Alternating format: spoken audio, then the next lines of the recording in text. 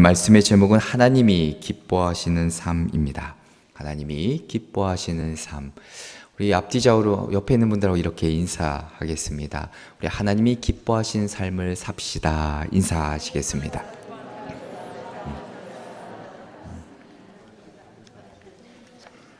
네. 늘상 이렇게 성가대가 옆에서 바라봐 주시기 때문에 때로는 무섭기도 하고 긴장도 됩니다. 네. 이 말씀의 제목처럼 하나님이 기뻐하시는 삶이 어떤 삶인가에 대한 이야기가 오늘 본문의 내용입니다. 사람이 사람과 살아갈 때 많은 다름과 때로는 갈등과 대립을 경험하게 되는데 서로 다른 생각이 있고 때로는 사고관이 있고 세계관이 있기 때문입니다. 자, 그러면 성경 속에서는 그런 모습이 없는가? 많이 있죠.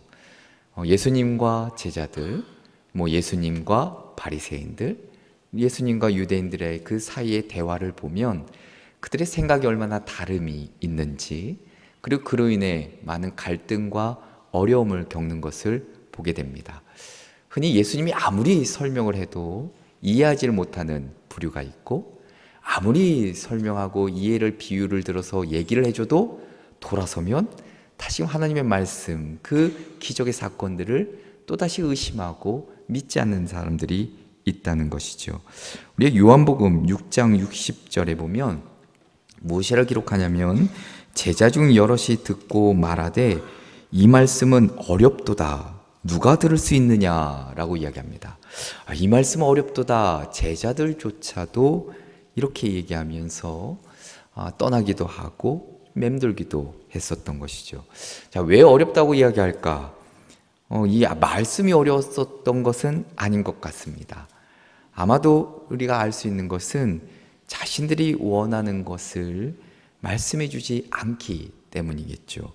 그래서 받아들이기가 어려운 것이고 내가 듣고 싶은 것만 들으려고 하는 그들의 태도가 있기 때문입니다. 어찌 보면 예수님이 병자를 고치셨을 때, 예를 들어 38년 된 병자를 고치실 때 묻지요. 병자 고친 것에 대한 그 예수님의 그 사랑, 그 은혜를 이야기하는 것이 아니라 왜 안식일에 병을 고치십니까? 라고 따지는 사람들이었습니다. 어찌 보면 같은 사건, 같은 상황, 같은 시간 속에서도 서로의 생각이 다르고 판단이 다르고 선택이 다른 것을 볼 수 있습니다. 오늘 말씀에도 보면 예수님과 바리새인들 그리고 예수님과 유대인들의 서로 다른 생각, 서로 다른 대화의 모습을 볼 수 있습니다. 그런데 오늘 시작의 말씀이 가만히 보면 조금 저주에 관한 이야기를 이야기하죠. 죽으리라. 자, 그런데 이 말씀을 하게 된 배경을 보아야 합니다. 자, 그 시작이 어디서부터 시작되는가? 요한복음 7장부터 시작합니다. 자, 초막절에 예수님이 7장 10절에 보면 은밀하게 예수님이 예루살렘에 올라가십니다. 그리고 자신을 잡으려 하는 저 유대의 종교 지도자들, 그들의 계획에도 불구하고 많은 사람들에게 하나님의 복음, 그 나라, 그 많은 것들을 가르치신 것을 기록하고 있습니다. 자, 그런 가운데 초막절 절기와 관련해서 자신에 관한 두 가지를 증언하게 되는데, 자, 하나는 뭐냐? 7장 37절부터 38절의 말씀에 이렇게 기록합니다. 누구든지 목마르거든 내게로 와서 마시라. 나를 믿는 자는 성경의 이름과 같이 그 배에서 생수의 강이 흘러나오리라 이야기하십니다. 자, 초막절 의식 가운데 어떤 의식이 있냐면 실로암 못에서 물을 이렇게 길어다가 성전 제단에 붓는 의식이 있습니다. 그러니까 이것은 무엇을 상징하냐면 광야에 있을 때 반석에서 샘물이 나오게 하신 것을 상징하지요. 자, 이와 관련해서 예수님 자신이 생수의 근원이심을 밝혀주고 있습니다. 예수님 자신이 생수의 근원이라 이야기하시죠.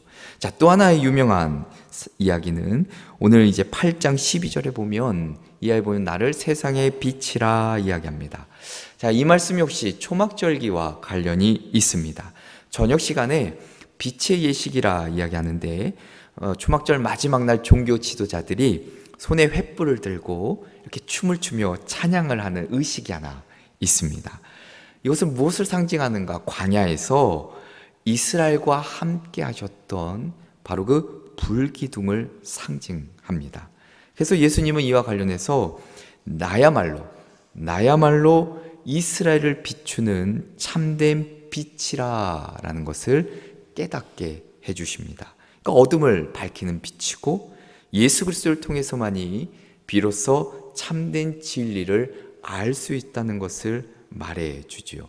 자, 예수님이 이러한 표현들을 통해서 내가 곧 하나님의 아들이심을 증거해주고 있습니다. 근데 아무리 이렇게 얘기를 해도 듣는 자들이 예수님을 그렇게 믿지를 않는 것이죠. 성경에 보면 바리새인들은 끝까지 예수님을 거부합니다. 오늘 읽지 않았지만 우리가 8장 13절에 보면 바리새인들이 이르되 내가 너를 위하여 증언하니 내 증언은 참되지 아니하도다 이야기하죠. 흔히 우리가 율법을 가만히 보면 이 증언이 효력을 발휘하려면 두 사람 이상이 증거를 해야 되는데 예수님 혼자 말하니까 너의 그 말은 그게 참된 게 아니야, 효력이 없어 라고 비꼬는 거지요. 자, 그런데 증언과 증거가 차고 넘치지요. 이미 증거는 많은 병자들을 고쳤고 또한 많은 기적의 사건들을 보여주셨고 많은 사람들이 예수님이 어떤 분인지를 다 들어 알지만 증거는 차고 넘치지만 그들은 계속해서 증거를 요구하며 예수 그리스도를 부인합니다. 중요한 것은 이 믿음의 문제라는 것은 결코 증거에 달리지 않는다는 점이죠. 바리새인들이 바로 그런 모습을, 부정적인 모습을 보여줍니다. 그러면서 계속해서 예수님과의 논쟁이 이어지지요. 아버지에 대한 논쟁도 이어지고, 자, 그 바리새인들이 예수님의 하신 말씀을 조목조목 반대하며 논쟁거리로 삼으니, 자, 예수님이 결국 믿지 않는 자들에 대한 심판의 말씀을 오늘 선언해주고 있습니다. 자, 예수님은 그들을 향해서 23절부터 24절의 말씀에 내가 누구인지를 말씀해주고 있습니다. 그러면서 나는 세상에 속하지 않고 위에서 났고 그리고 나를 믿지 않으면 죄 가운데 죽을 것이라 이야기해주고 있습니다. 자, 처음부터 바리새인들이 예수님을 믿지 않기로 작정했기에 그의 말씀을 조목조목 반대하지만 예수님은 또 다른 반대바로 여전히 하나님의 말씀, 복음을 끊임없이 내가 누구인지를 계속해서 이야기해주는 장면을 우리는 엿볼 수 있습니다. 어찌 보면 예수님이 하나님이 원하시는, 하나님이 기뻐하시는 일을 정말 담대하게 행하시는데 반대가 있다 하더라도, 수많은 적대 세력이 있다 하더라도, 수많은 도전이 있고 어려움이 있다 하더라도 하나님이 기뻐하신 일이라 한다면 그렇게 살아내는 예수님의 모습을 우리는 발견할 수 있습니다. 그러면서 예수님, 하나님이 아버지가 가르쳐 주신 대로, 예수님이 들려주신 그대로 전하면서 우리에게 오늘 귀한 몇 가지의 깨달음을 주십니다. 자, 오늘 말씀을 통해서 예수님이 하나님을 기쁘시게 해드린 그 삶의 모습을 통해 우리 역시도 하나님을 좀 기쁘시게 해드리며 살아갔으면 참 좋겠는데, 자, 오늘 본문 말씀을 통해 예수님의 말과 그 행동을 중심으로 예수님이 하나님 아버지가 기뻐하신 일을 행하셨던 것처럼 우리 역시도 그렇게 살아내기를 결단하는 복된 시간 되시기를 주님의 이름으로 축원합니다. 그래서 첫 번째는 세상에 머물지 않기를 결단하는 삶입니다. 세상에 머물지 않기를 결단하는 삶. 자, 오늘 23절의 말씀을 먼저 보면 이렇게 기록합니다. 예수께서 이르시되 너희는 아래에서 났고 나는 위에서 났으며 너희는 이 세상에 속하였고 나는 이 세상에 속하지 아니하였느니라 이야기합니다. 자, 위와 아래라는 어찌 보면 공간과 질적인 차이를 이야기해주고 있습니다.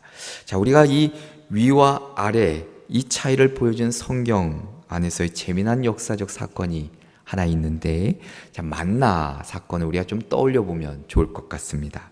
자, 이스라엘 백성들이 광야에서 먹었던 것이 만나이죠. 그 만나를 가져다가 한 움큼 들고 이게 무엇인가 신기해했었죠. 사람들은 그것을 만나라 불리며 하나님이 주신 양식이라 참 감사해했습니다. 자, 만나라는 것은 그러니까 궁극적으로 하나님께서 자기 백성들에게 하늘에서 내려주신 양식입니다. 자, 그러면 반대로 사람들이 이 땅에서 씨를 심고 가꾸어서 얻은 것들, 아래에서 얻은 것이라 이야기할 수 있겠죠. 자, 이런 위와 아래 개념으로 하나님께 속한 것과 그렇지 않은 것의 나눔을 우리가 기억하시면서, 자, 예수님의 말씀 중에서 오늘 가장 23절에 두드러진 말씀은 나는 이 세상에 속하지 않았다라는 겁니다. 너희는 아래에서 왔지만 땅을 짊어지고 살아가는, 밟고 살아가야 되는 우리, 나는 위에서 왔다라고 이야기하죠. 자, 우리가 아래에 속한 사람들이지만 예수님은 위에 속한 분이다 말씀합니다. 자, 단순히 신분, 어떤 질적인 차이를 이야기하는 것만은 아닐 것입니다. 우리가 조금 더 확장해서 생각해 보면 죄 가운데 살아가는 우리, 그리고 죄가 없으신 예수 그리스도의 상반된 모습, 또는 동일한 세상 가운데 살아가는데 세상 사람들과 다르지 않게 살아가는 우리, 그러니까 그리스도인과 차이가 없는 것이죠. 그리스도인이라 말하지만 세상 사람과 다르지 않는 그들, 그리고 철저하게 구별된 삶을 살아가는 예수 그리스도의 모습, 위와 아래라는 개념은 바로 그렇게 의미하고 이해해 볼 수 있습니다. 자, 그래서 요한복음을 계속 읽어가다 보면 요한복음 15장 18절부터 19절에 무엇이라 얘기하냐면, 세상이 너희를 미워하면 너희보다 먼저 나를 미워한 줄을 알라. 너희가 세상에 속하였으면 세상이 자기의 것을 사랑할 것이나 너희는 세상에 속한 자가 아니요 도리어 내가 너희를 세상에서 택하였기 때문에 세상이 너희를 미워하느니라 말씀합니다. 자, 예수님의 말씀은 내가 이 세상에 속하지 않았기 때문에 세상이 나를 미워한다라는 것이죠. 철저하게 구별되고 거룩한 삶, 그리고 너희는 내가 택한 사람들이기 때문에 너희도 미워할 것이라. 이 말은 즉슨 너희도 그렇게 살아라 라는 이야기죠. 자, 문제는 예수님이 오늘 우리 삶 가운데도 동일하게 세상에 속하지 않는 사람들이 되기를 원하신다라는 겁니다. 자, 그러면 오늘 우리가 추구하는 것들이 무엇인지를 한번 돌아볼 필요가 있겠죠. 예수님께서 원하셨던 것이 세상적인 것이 아니었던 것처럼 우리가 추구하는 것들도, 우리가 바라며 꿈꾸는 것들도 세상적인 것이 되어서는 안 된다는 뜻을 담고 있습니다. 오히려 우리는 세상에서 살아가지만 그 세상을 하나님께서 원하시는 방향으로 이끌어야 될 책임 역시 있다는 뜻입니다. 그러니까 우리가 세상에 빛과 소금의 역할을 감당하라 말씀해 주시는 것이죠.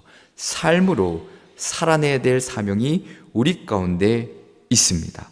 이 시대를 살아가는 그리스도의 제자들에게 주어진 책임과 사명은 세상에 속하지 않고 세상을 예수 그리스도로 이끄는 것, 그 책임을 우리가 감당해야 되는 것이고, 그렇게 살라 말씀하셨으니 그렇게 살아내야 된다라는 것이죠.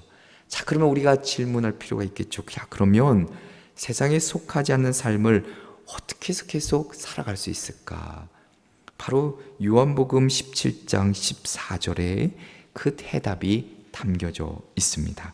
자, 요한복음 17장 14절의 말씀에 이렇게 기록합니다. 내가 아버지의 말씀을 그들에게 주었사오매 세상이 그들을 미워하였사오니 이는 내가 세상에 속하지 아니함 같이 그들도 세상에 속하지 아니함으로 인함이니이다 이야기합니다.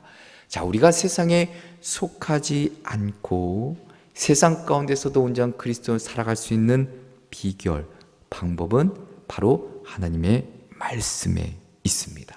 그 말씀에 따라 순종하며 살아가는 것, 그 말씀에 내가 삶으로 살아낼 때 결국 우리는 세상 가운데 살아가지만 세상에 속하지 않는 거룩하고 정결한 삶을 살아갈 수 있다라는 것이죠.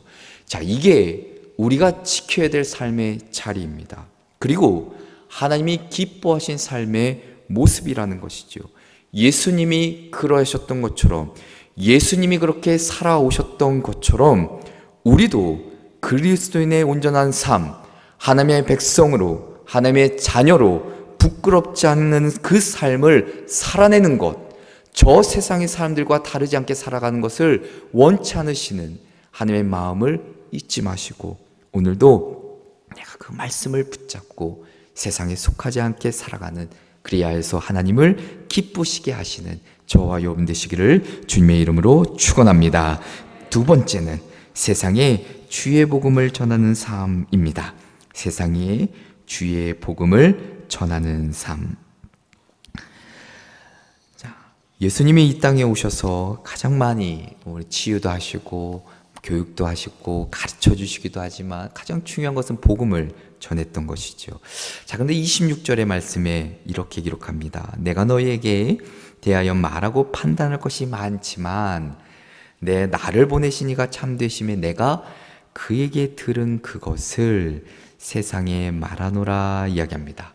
자, 아버지로부터 들은 것을 내가 세상에 전하겠다 이야기하시죠.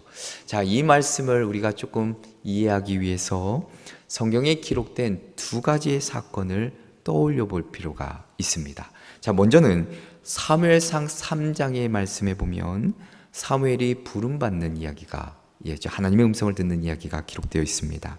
하나님의 궤가 있는 여호와의 전안에 누웠을 때 자기를 부르는 소리를 듣게 되죠. 그래서 엘리 제사장이 부른 줄 알고 막 달려가서 내가 여기 있습니다 라고 얘기하니까 나는 널 부르지 않았다 라고 답을 듣죠. 사무엘이 다시 가서 눕고 여호와 하나님이 다시 사무엘을 부르십니다. 그때 사무엘이 일어나 엘리에게로 또 달려가서 당신이 나를 부르셨기에 내가 지금 여기 있습니다 라고 말하니까 엘리가 대답하기를 내 아들아, 내가 부르지 않았다, 가서 누우라 라고 얘기합니다. 자, 세 번째로 다시 부른 소리를 듣고 당신이 나를 부르셨기에 내가 여기 있습니다 라고 엘리 제사장에게 얘기하니까 그제서야 하나님께서 사무엘을 부르신 줄을 알고 사무엘에게 이렇게 이야기해 주지요. 너를 부르시거든 네가 말하기를 여호와여 말씀하옵소서 주의 종이 듣겠나이다 라는 이야기가 사무엘 3장에 담겨져 있습니다. 자, 우리가 잘 아는 사무엘의 순종에 대한 이야기이죠. 자, 근데 여기서만 끝나서는 안 되지요. 자, 사무엘이 자신의 이름을 부르는 음성을 듣게 되었을 때 말씀하옵소서 주의 종이 듣겠나이다 라고 대답하는데, 자, 이때 하나님께서 사무엘에게 하나님의 진노가 엘리 제사장에게 임할 것을 말씀해 주십니다.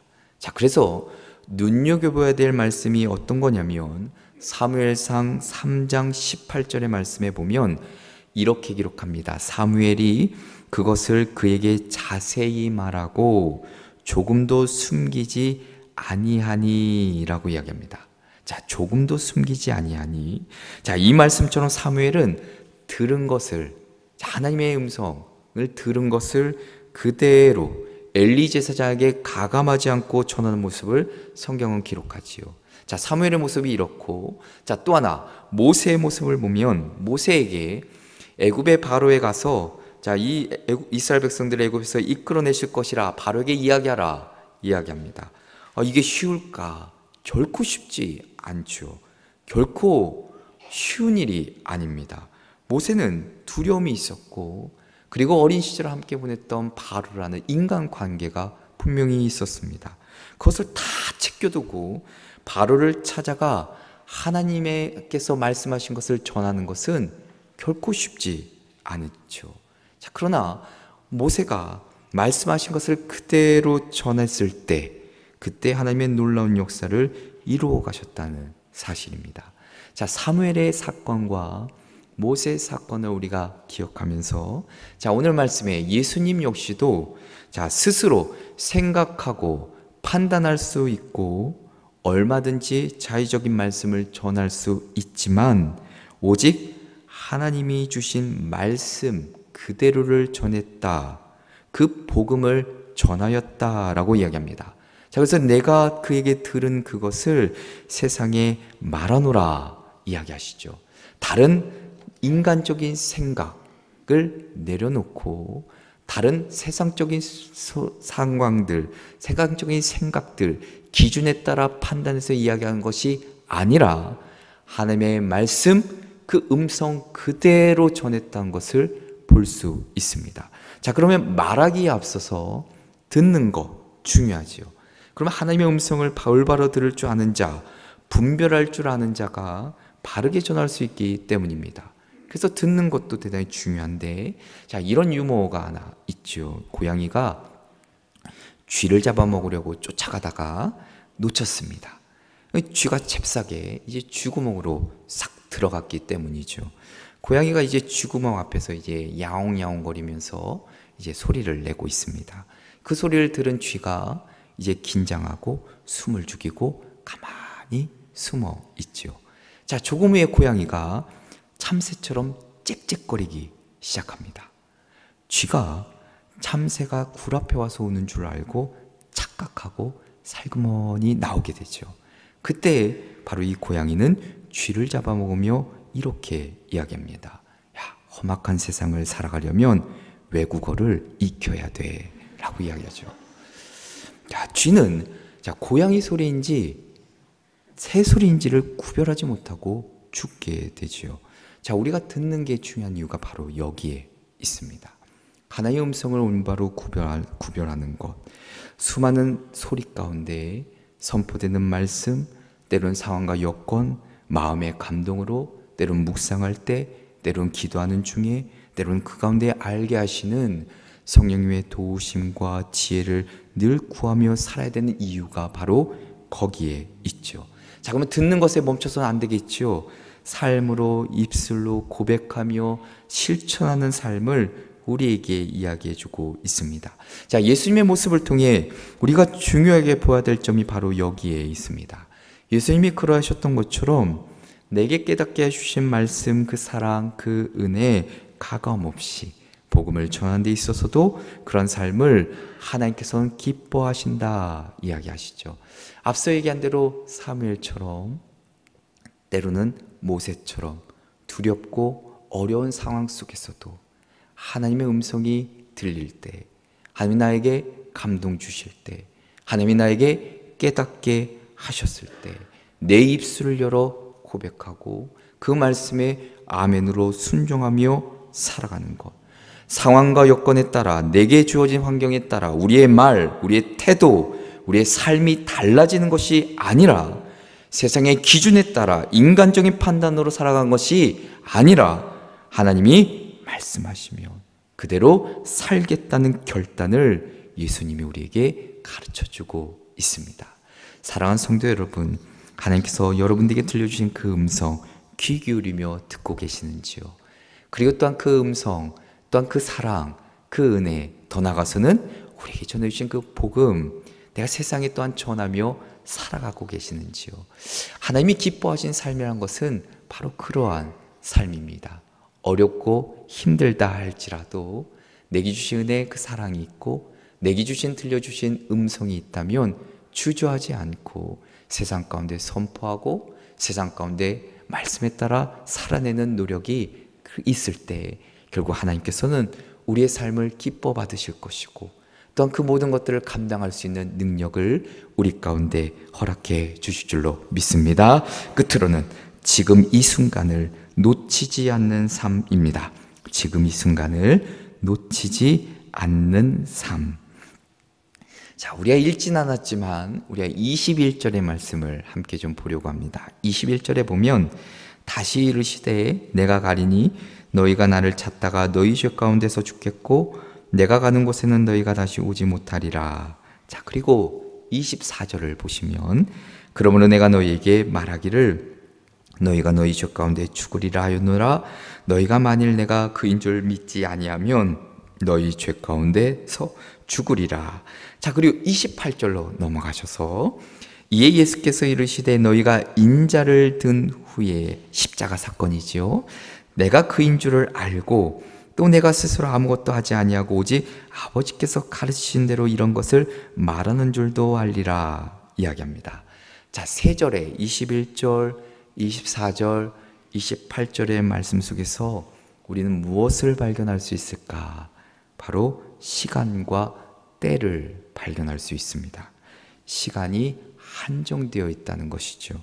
자, 계속해서 예수님은 지금 논쟁하고 있는 이들과 영원히 함께할 수 없습니다.